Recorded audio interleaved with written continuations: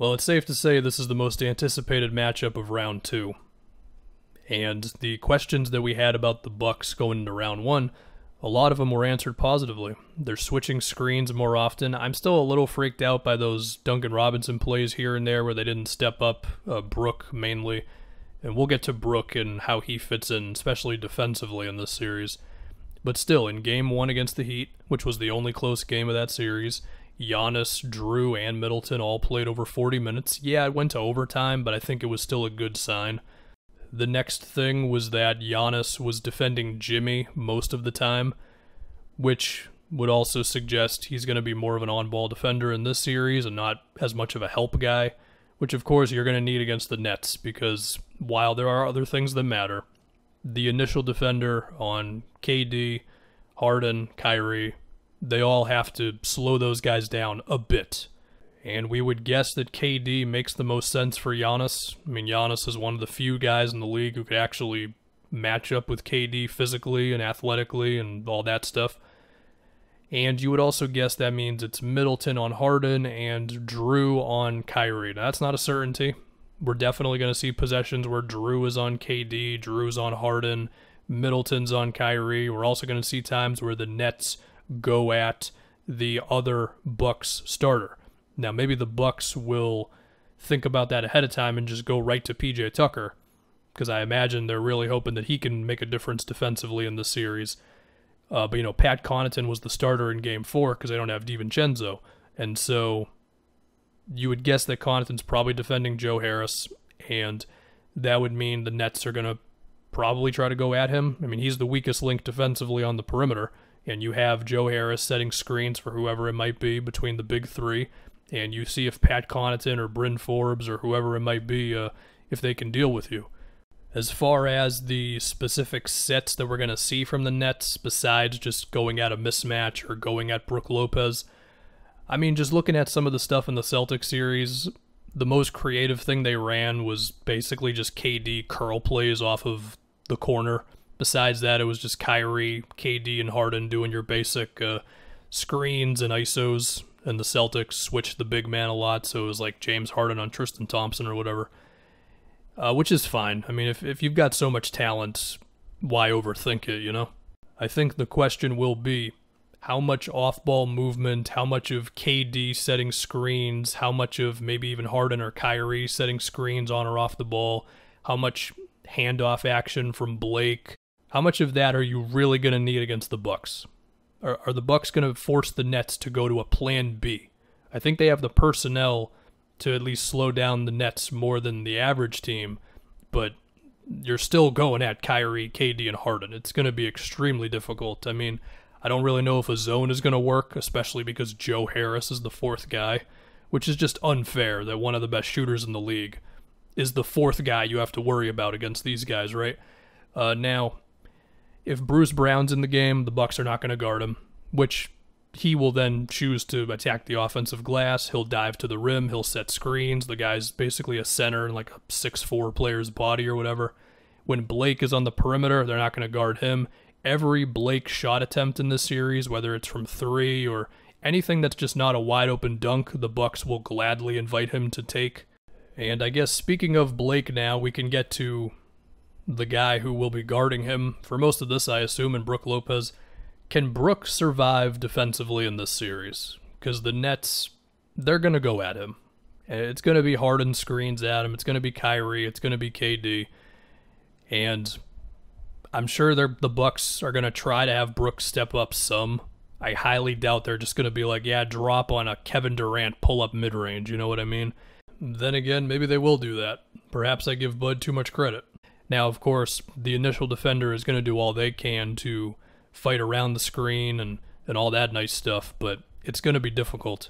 And I think the Bucks need to be ready to either go to Bobby Portis, who has more mobility, even if he's not as good fundamentally as Brook, or you got to go to Giannis at center. And then you're going with Drew, Middleton, Giannis, PJ Tucker, one other wing player, I guess it's Pat Connaughton or whatever, which invites the idea once again of like, do we have enough size to throw at these guys? But I don't know. It's going to be really interesting.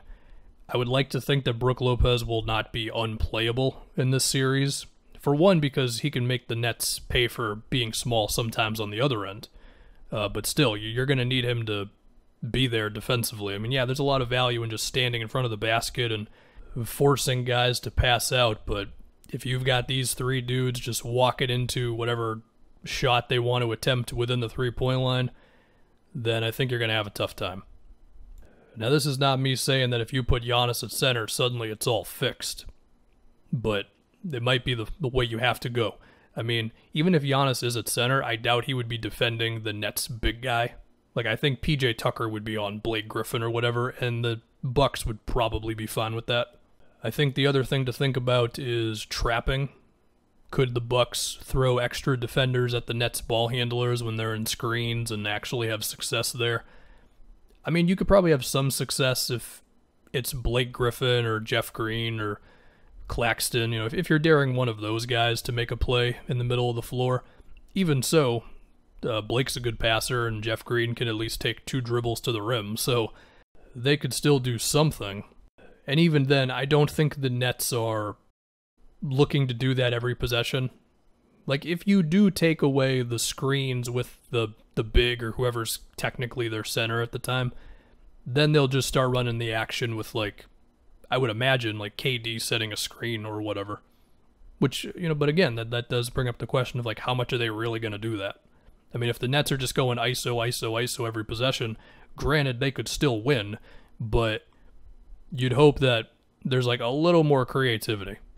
I know this sounds really basic, but I think it definitely rings true against this Nets team. You're going to have to get fortunate with the other guys just missing some threes, because it's impossible to slow down the big three and not give up open shots to other guys. It's just not going to happen.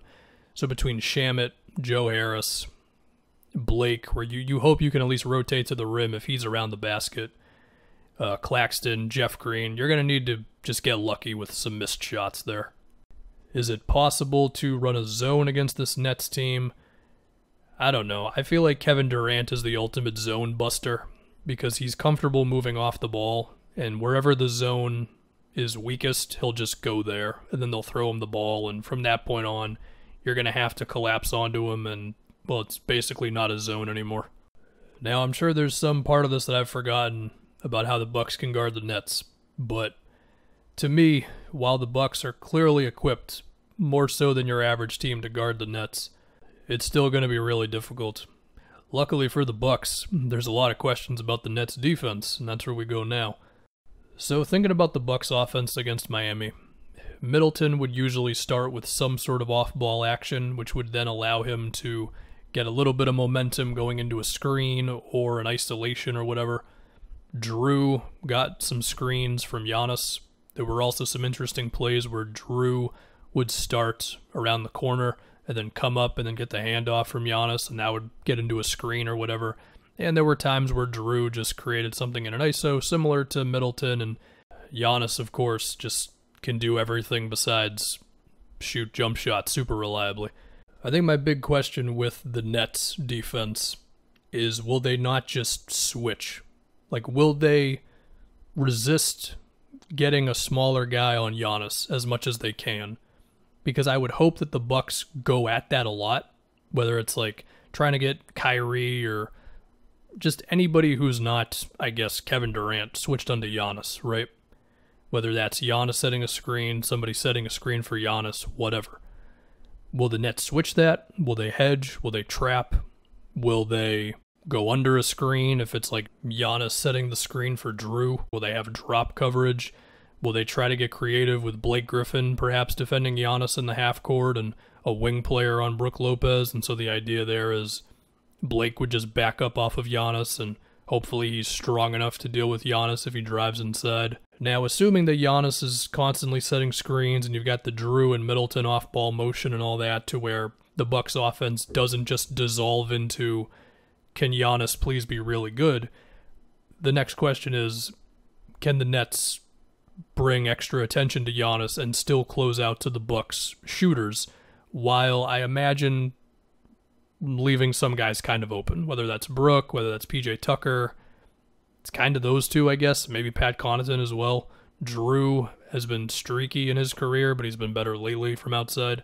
My guess would be the Bucks will definitely get a lot of open looks in this series. I mean, when we've seen their half-court offense struggle, it was because they just didn't really have a plan, and also because Eric Bledsoe was just really bad. The other thing that I want to see too, and I know I'm focusing a lot on Giannis, but he's just by far the most important guy for the Bucks.